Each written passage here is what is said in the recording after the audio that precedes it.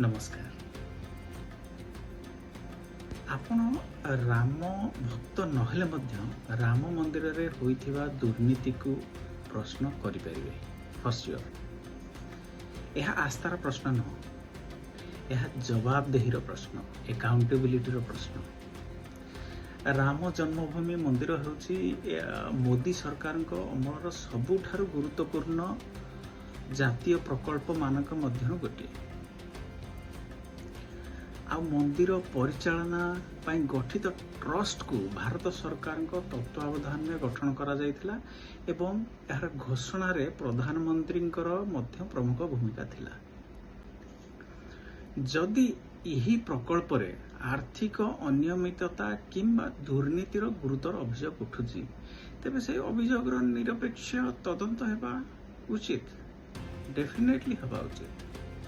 जदि एते बड़ प्रकल्पर दायित्व पाइथिबा व्यक्ति माने दोषी साब्यस्त होती तेबे स्वाभाविक भावे गोटे प्रश्न उठिबो, एते गुरुत्वपूर्ण दायित्व देवा पूर्वरु सेमानकु ठीक भाव जांच करा जायतिला कि सेमानकर बैकग्राउंड चेक ड्यू डिलिजेंस ठीक रे हेतिला कि नाही।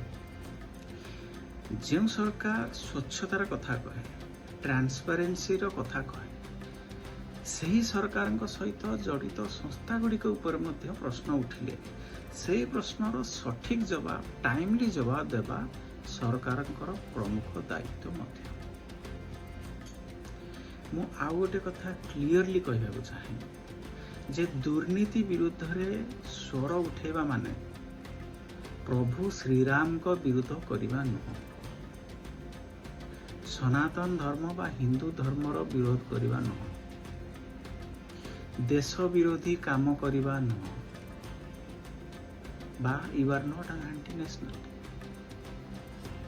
स्वच्छता एवं जवाबदेही बा एकाउंटेबिलिटी दाबी करबा ही राम मंदिर पवित्रता एवं जनसाधारण को विश्वास को सुरक्षित रखिबार प्रमुख माध्यम।